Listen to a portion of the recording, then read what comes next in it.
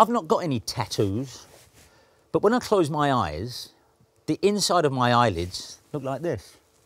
You'd be surprised how all-absorbing the world of LPs, long players, records is to me. Always has been. When I left school at 14, gulp, I went to work in a record shop. They wanted me to go and work in a bank, have a sensible career. But I can't play an instrument, couldn't join a band. So I started selling things like this.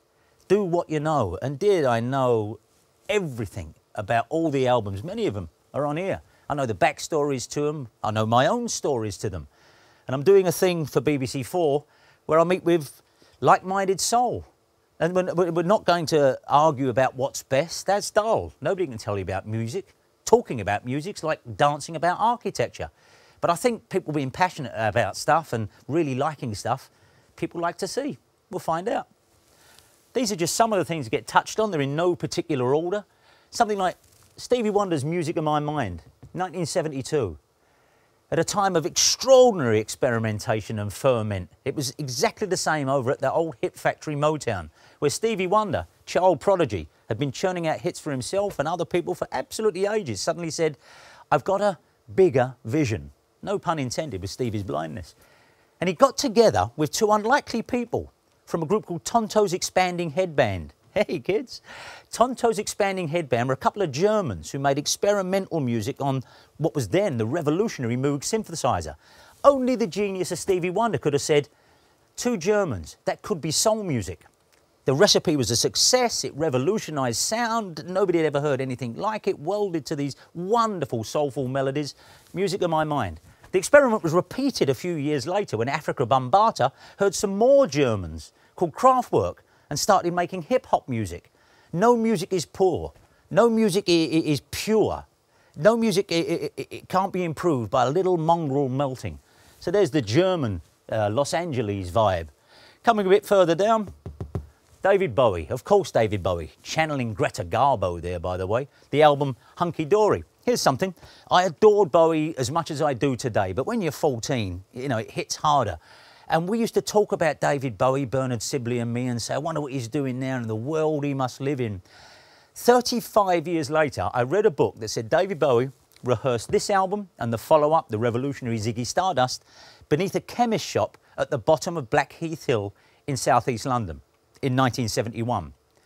In 1971, our school was at the bottom of Blackheath Hill, opposite a chemist shop. I had no idea that while we wondered where Bowie was, he was over the road. Mate of mine turned up in class one day, said, I just saw David Bowie sitting at the bus stop. Yeah, get us. What a lunatic. Those are the chances. Madonna.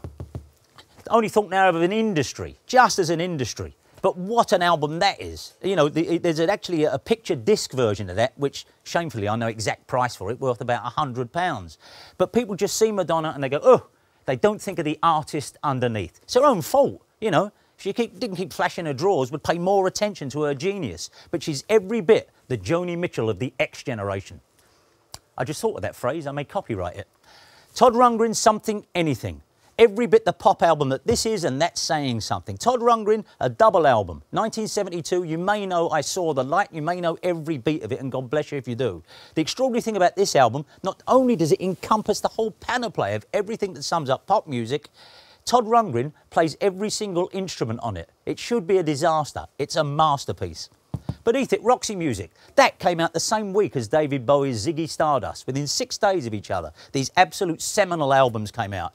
The great thing about this, on the opening track, I could never figure out what the backing vocalist was singing. The backing vocalist seemed to be going, Hip it my mind 3A, and I never knew what that was. Hip it yeah, I knew every other word, could not figure out what are they saying. Is it pertinent? I had my own versions of it. Finally met Brian Ferry. What is that you're singing in the background there? He said, oh, it's not me, it's the backing vocals. I said, what is it? He said, we're actually singing CPL 593H. It was my car's number plate at the time. I said, really? He said, yeah, we always meant to change it, but it works. CPL 593H. Eat that, Sammy Khan. Coming along, biggest selling album of all time. People forget it's a pop album. It's not a masterpiece. It's not a cathedral. It's a great working pop album, and the whole world agrees. Art Garfunkel, for my money, one of the most divine voices there's ever been. I don't want to play these off against each other. Marvin Gaye, Let's Get It On. Everyone appreciates as a classic. as good a voice is dear old Art Garfunkel. If he wasn't called Art Garfunkel, everyone would be singing his name wherever they go. And Paul Simon, not a loved man, as he's pointed out in this series we've done. People think Paul Simon's a bit of a nuisance, but absolute down to his shoelaces is the genius of pop writing, and wrote a lot of it in England while he was walking around writing songs like, you know, Homeward Bound. I'm sitting on a railway station, got a ticket for my destination, all of that written on Wigan Station while he was homesick. Stevie Wonder, again, the album used to come with Braille on it. Never knew what it was, all these dots on the back of it. But there's a big Braille message on the American version of that, and if you got that, you got the real thing. This album, George Michael, Listen Without Prejudice Volume 1. Possibly the worst title of an album ever. There's never been a Volume 2. Hot Buttered Soul, or as we used to call it, Hot Buttered Bald Head, that's Isaac Hayes. I've got a signed version of that. Isaac put quotation marks around my name to Danny from Isaac Hayes. And as he walked away, I thought, no, I really am Danny. To Danny. Fantastic album, again, seminal, if not cathartic, as we used to say at the NME. Coming across, Phil Collins. Is there anyone been more derided in recent years than Phil Collins? Why? Why? Because he was brilliant, and that. Because Genesis were a terrific group, and then he turned around to make a few quid and write devastating pop songs with the horn section from Earth, Wind and Fire. I Missed Again on that. Isn't even used these days by football shows doing compilations. I Missed Again on that is a fantastic song with a brilliant horn score. It's about time we said, sorry about that, Phil Collins. We was having a joke. It went too far. You're great. Come and play a concert with all those hits. I love him. Elton John. I took over his job at the record shop I went to. Goodbye Yellow Brick Road. Was responsible at the time for 2% of all records sold in the world. Didn't matter what they were, jazz, classical. 2 out of every 100 records sold in the world would have been an Elton John record. That was power. And you know why? Because it's great. It's a double album that really needs to be a double album. All killer, no filler. Coming down to the... There's no point me going on. We're doing this series and a bunch of us are going to be talking about records. There actually isn't a website. There actually isn't a phone number to ring in. There actually isn't somewhere you can go and join in. And you know what?